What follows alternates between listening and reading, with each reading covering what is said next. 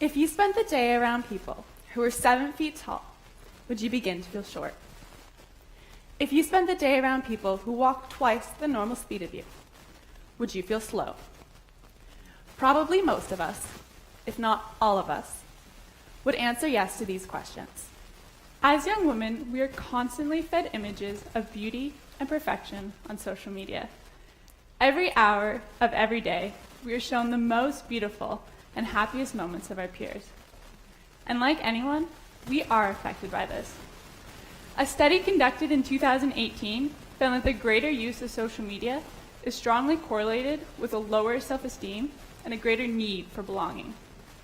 We see ourselves as relative to our surroundings. Our self-view is greatly affected by our peers. My name's Keisha, and this is my sister Teagan. Being twins, we have felt the pressure of comparison, both on Instagram and between each other. Today, we want to address the issues with social media, how they are affecting young women, and what we believe is a potential, viable solution. On Instagram, I post photos that portray a really exciting life. I look happier than reality, and frankly, prettier than I actually am. I have photos of me traveling, helping kids in Africa, dancing at a Taylor Swift concert, and of course, lots of photos of my friends. My Instagram account shows snapshots of my life, or aspects of it, my happiest, most beautiful, and exciting moments. And that's all. And this is the norm. Most young women, if not all of us, do this. Social media's culture encourages us to share a highlight reel of our very best moments. And while there's nothing wrong with this in itself, it does contribute to an inaccurate belief of what our lives are actually like. So yes, most of us are aware that photos we see are often staged, edited, or filtered.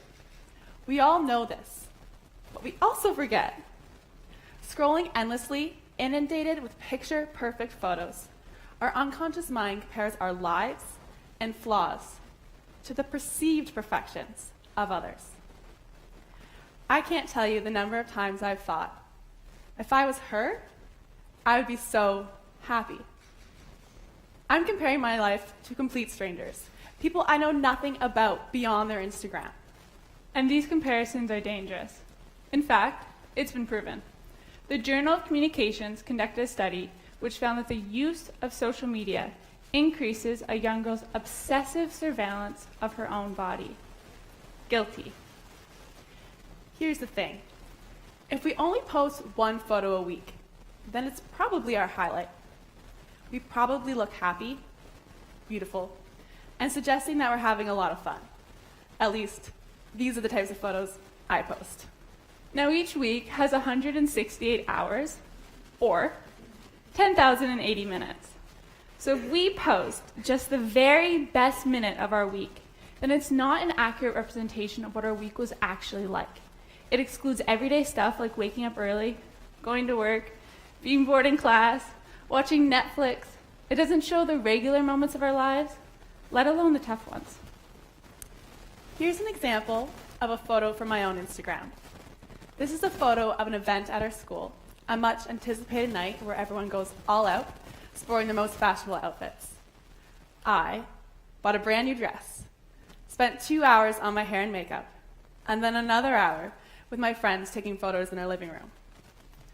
The crazy thing is, I didn't even go to the party.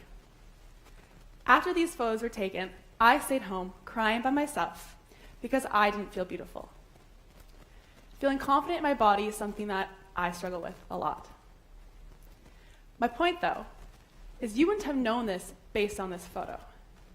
In fact, if you were to judge who I am solely based on my Instagram account, you would have an inaccurate idea of what my life is actually like. Instagram is not always what it seems. Last winter, I realized that social media was affecting my self-esteem. More specifically, I was comparing my biggest insecurity, which is my legs, to other girls' legs on Instagram. So as a result, I decided that I would delete the app in the hopes that removing social media from my life would help me overcome this. But this didn't work because a week later, I just re-downloaded it.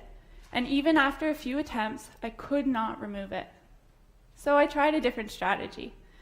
I followed a variety of Instagram accounts relating to body positivity in the hopes that they'd bring perspective and balance to my own feed. But none of these accounts worked because they all had one single thing in common.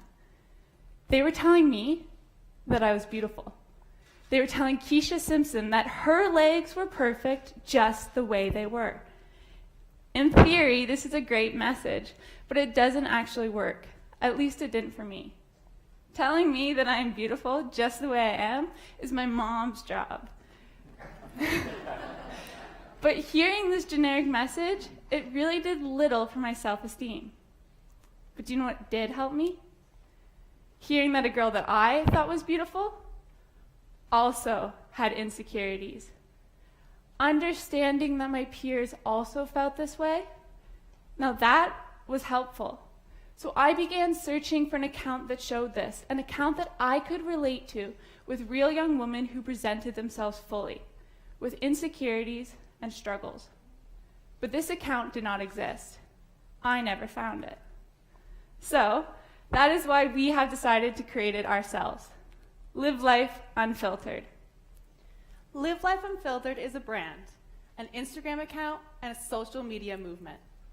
This campaign was designed to remind young women that beyond these perfect photos is still a girl with insecurities and bad days.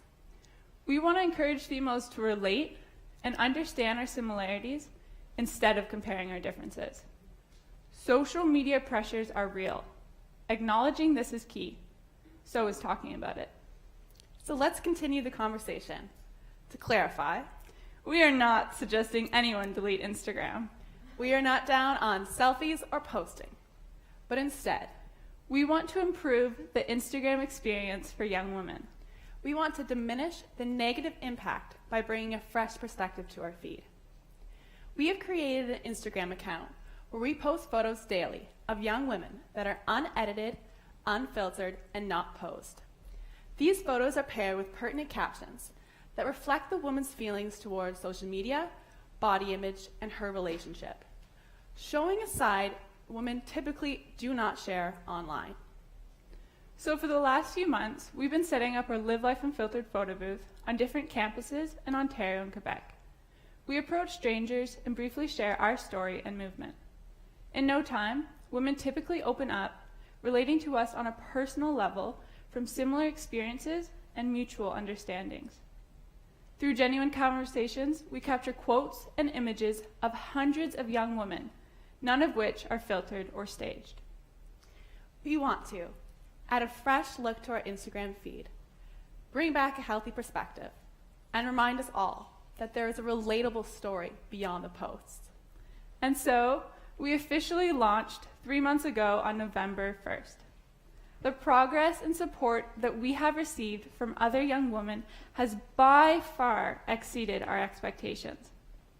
In addition to launching our Instagram account at Live Life Unfiltered, we also launched with a photo challenge that introduced our hashtag, #AsSheIs. This was a simple photo challenge that encouraged young women to post an unfiltered photo to our hashtag and to nominate 2 of their friends to do the same. Now, truthfully, we were hoping for maybe 50 girls to participate. Over 700 posted in the first few days. Most of these were Canadian university-aged females. But since then, we've had young women participate in 14 different countries. We were taken by the number of women who took the time to participate, but even more so, by their willingness to share not just an unfiltered photo, but by opening up genuinely and honestly, admitting to insecurities, stress, and the pressure to post a perfect photo.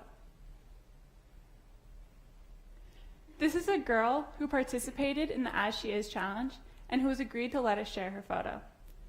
Now, obviously, this young woman is absolutely beautiful. But on November 1st, what she posted was very different from anything she has ever shown online before.